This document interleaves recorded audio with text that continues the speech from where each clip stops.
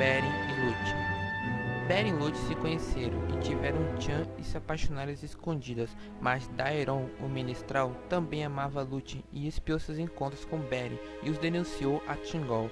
Então Thingol encheu-se de raiva, pois ele amava sua filha Lúthien acima de todas as coisas, colocando-na acima de todos os príncipes dos elfos e os homens mortais. Ele nem mesmo punha seu serviço, mas o rei mandou que seus serviçais deitassem mão sobre Beren e o levassem a Menegroth como malfeitor. Lúthien, adiantando-se, levou ela mesma diante do trono como se fosse uma hóspede de honra. Então Thingol olhou para Beren com escárnio e raiva, mas Merry estava em silêncio, e Thingol disse: "Quem és tu, que vem aqui como ladrão e sem ser chamado, ousaste te aproximar do meu trono?"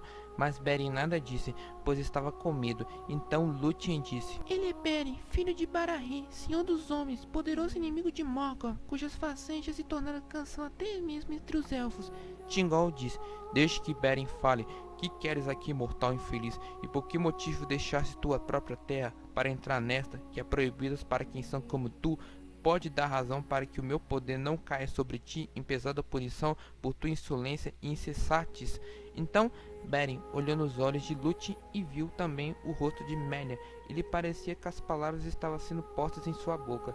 O medo deixou e o orgulho da mais antiga casa dos homens lhe voltou, e ele disse: "Meu fado, ó rei, trouxe-me aqui através de perigos tais que pouco mesmo entre os elfos ousaria enfrentar, e aqui achei o que não buscava, com efeito, mas achando quero possuir para sempre, pois está acima de todo o ouro e de toda a prata, e além de todas as joias, nem rocha, nem aço, nem fogos de Morgoth, nem todos os poderes dos reinos élficos hão de me afastar do tesouro que desejo, pois Lúthien, vossa filha, é a mais bela de todos os filhos do mundo." Mas Thingol falou devagar, dizendo: "Tu te tornaste merecedor de morte com essas palavras, e a morte acharias de pronto, e se eu não tivesse feito um juramento com pressa, do qual me arrependo, mortal mal-nascido, que ao no reino de Morgoth aprendeste a rastejar em segredo, feitos espiões e servo dele." Então Beren respondeu: "A morte me podes dar por merecimento ou não, mas os nomes de mal-nascido ou espião ou serviço hei de aceitar de vós,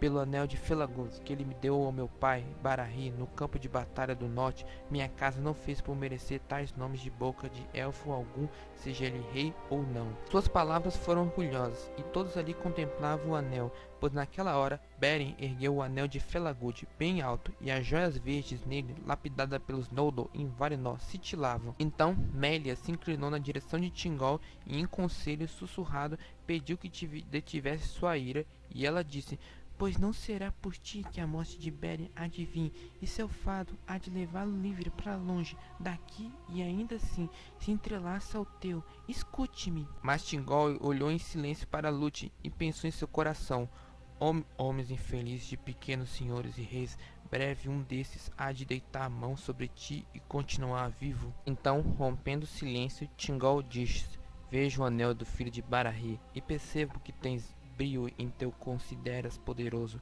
mas as façanhas de um pai, ainda que seu serviço me tivesse sido dado, não vale para ganhar a filha de Thingol e Melia. Vem, pois, eu também desejo um tesouro que me é negado, pois a rocha e aço e os fogos de Morgoth guarda a joia que eu quero possuir contra todos os poderes dos reinos élficos. Contudo, ouças dizer que forças como essa não te acovardam. Segue o teu caminho, portanto, traze-me aqui em tua mão uma Silmaril da coroa de Morgoth. Então, se ela quiser, Lúthien pode dar sua mão à tua. Então, hás de ter minha joia. Embora o fado de Arda esteja contido na Silmaril, ainda assim hás de me achar generoso." Assim ele causou a condenação de Dorian e foi herendado pela maldição de Mandos. E aqueles que ouviram essas palavras perceberam que Thingol iria cumprir seu juramento, mas mandaria Beren à morte, pois sabia que nem todo o poder dos Noldor, antes que o cerco fosse rompido, tinha valido nem que fosse para ver de longe as Silmarils. Mas Beren riu e disse: "Por baixo preço, os reis élficos vendem seus filhos por gemas e coisas feitas por arte, mas se esse é o vosso desejo, Thingol, vou realizá-lo, e quando nos encontrar de novo, minha mão há de segurar uma Silmaril, pois não contemplaste pela última vez a Beren, filho de Barahê." Então olhou nos olhos de Melia, que não falou, e disse adeus a Lúthien de Núvia. Inclinando-se diante de Thingol, e Melia desembaraçou-se dos guardas em sua volta e partiu de Menegroth sozinho. Então Melia disse a Thingol: o rei é salgaz ao teu alvitre, mas se meus olhos não perderá sua visão, será mal para ti, tanto se Beren falhar em sua missão, quanto se a cumprir, pois o condenaste a tua filha ou a ti mesmo. E agora Dória foi arrastada pela sina de um reino mais poderoso. Mas Thingol disse, não vendo a elfo ou a homem aqueles a quem amo, e prezo acima de ti todo o tesouro, e se houvesse esperança, ou temo que Beren um dia voltasse viva a Menegor, ele não haveria de ver de novo a luz dos céus, apesar do meu juramento. Mas Lúthien ficou em silêncio, e desde aquela hora não cantou mais em Dória. Uma quietude cheia de presságio caiu sobre as matas, e as sombras cresceram no reino de Thingol. Beren atravessou Dória desimpedido e chegou por fim à região dos alagados do crepúsculo e ao pântano do Cirion, e deixando a terra de Thingol, subiu os montes acima das quedas do Cirion, onde o rio mergulhava no fundo da terra com grande estrondo. De lá olhou para o oeste, e através das brumas e das chuvas que paravam sobre aqueles montes, viu Talat Dirne, a planície protegida, estendendo-se entre o Cirion e o Narog, e além dela descortinou ao longe as terras altas de Taul em Faró, que se erguia acima de Nargothrond. Sobre aquela planície, os elfos de Nargothrond mantinham vigilância incessante, e todo o monte e suas fronteiras estava coroado de torres ocultas. Em todas as suas matas e campos, arqueiros andavam em segredo com grande arte. Suas flechas eram certeiras e mortais, e nada se arrastava ali contra a vontade deles. Portanto, Beren andasse muito longe nessa estrada, estava ciente dele, e sua morte estava próxima, mas conheceu o perigo. Ergueu sempre o alto anel de Felagund. Embora não viesse nenhuma coisa viva por serem tão furtivos, os caçadores sentiam que eram observados e gritavam em alta voz, repetindo às vezes: "Sou Beren, filho de Barahri, amigo de Felagund, leve-me ao rei!" Os caçadores não mataram, mas reunindo-se, detiveram-no e ordenaram que parassem. Mas vendo o anel, curvaram-se diante dele. Embora estivesse em má condição selvagem e sussurrada pela viagem, e o levaram pelo rumo norte e oeste, andando de noite para que seus caminhos não fossem revelados. Os elfos levaram Beren sobre o luar para os portões escuros dos seus salões ocultos. Assim, Beren chegou diante do rei Felagund. Ele o reconheceu, não precisando de anel para se lembrar da gente de Beor e de Barahri. Detrás das portas fechadas, eles se sentaram, e Beren contou tudo da morte de Barahri e o que aconteceu com ele em Dória, e chorou recordando Lúthien em júbilo dos dois juntos.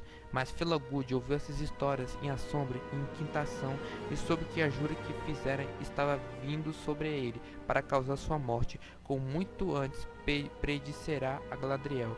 Então Finrod disse para Beren de coração pesaroso: "Está claro que Thingol deseja tua morte, mas parece que essa sina vai além do propósito dele, e que o juramento de Fëanor está operando de novo, pois as Silmarils estão amaldiçoadas com o juramento de ódio, e mesmo aqueles que só a mencionam com desejo faz com que se despertem um grande poder, e os filhos de Fëanor preferem lançar ruína sobre todos os reinos élficos do que permitir que qualquer um, além deles mesmos, obtenha ou possua uma Silmaril, pois o juramento os rege.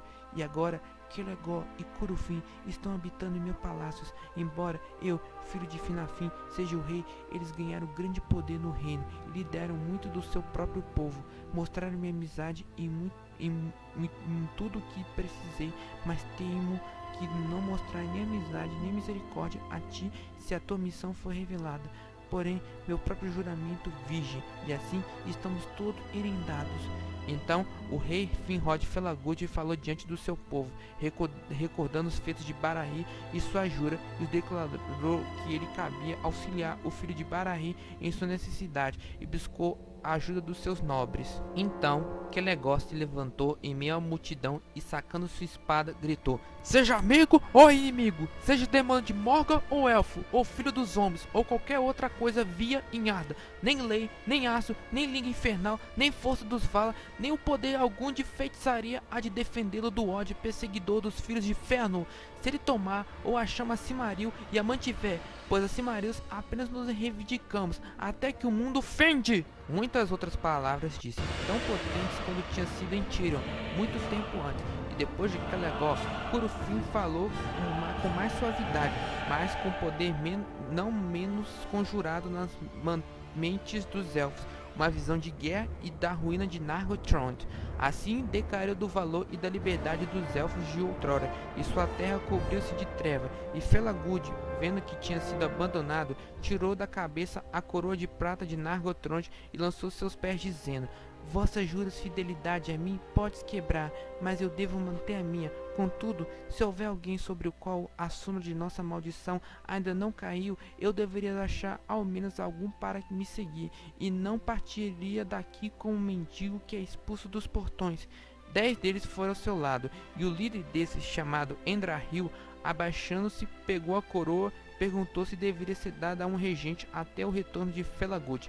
Então Finrod disse: Pois ainda sós meu rei, e o deles o que quer que suceda. Então Finrod deu a coroa de Nargothrond para Orodred, seu irmão, para que governasse o reino em seu nome. E Celegor e Curufin nada disseram, mas sorriram e decaíram aqueles salões. Em um anoitecer de outono, Felagund e Beren partiram de Nargothrond com seus 10 companheiros e viajaram à beira do Narog até as suas nascentes nas quedas do Ivren, sob as montanhas sombrias. E eles se depararam com uma companhia de orcs e os mataram a todos em seu acampamento à noite e tomaram seus pretextos e armas. Pelas artes de Felagund, suas próprias formas e seus rostos foram longe na estrada para o norte e se aventuraram pelo passo ocidental entre as Ered Ethrel e as terras altas de Tal Nuifun. Sauron em sua torre estava ciente deles e foi tomado de dúvida, pois ia com pressa e não parava para relatar como era de ordem para todos os serviçais de Morgoth que passassem por aquele caminho. Portanto, mandou que os detivessem e que o trouxesse diante deles. Finrod, Imber e seus companheiros foram capturados. Continua no próximo episódio.